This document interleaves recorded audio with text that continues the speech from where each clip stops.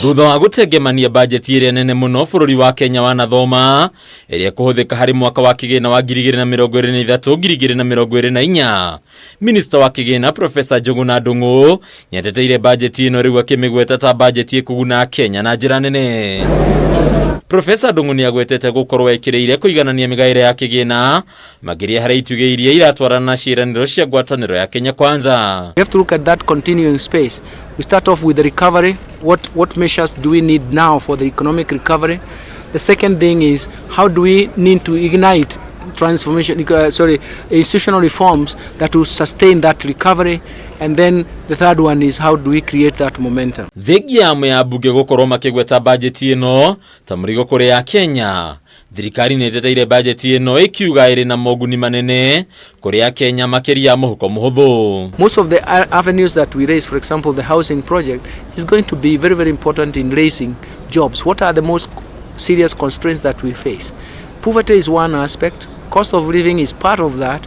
But actually raising or creating jobs for the youth is very, very critical. Imwe cia honge iritanyite kuhotithia thirikari kurugamia utonga wayo ni hamwe na urimi, uthondeki wa indo na ruhonge rwa biashara nini kana SMEs. Transformation of MSMEs, micro and small enterprises, to support the economy. That sector is very, very important. It houses most of the people.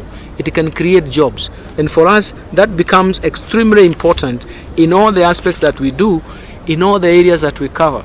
You'll find startups in IT, those are still in MSMEs. You'll find them in agricultural sector, those are still MSME.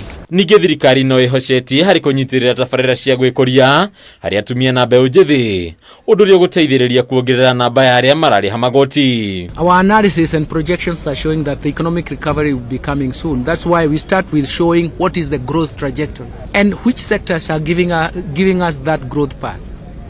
Okay?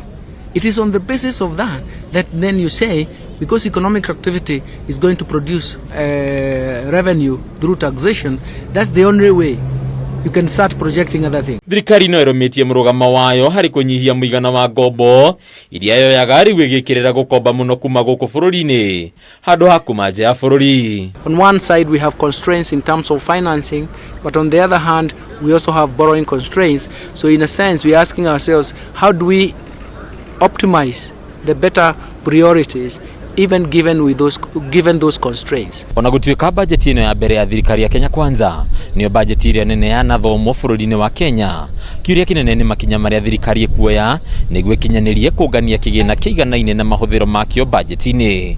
Adunia Kameme TV kuma cikaro cia bunge kaunti-inĩ ya Nairobi. Rĩtwa rĩakwa nĩ Mbataru wa Mwangi.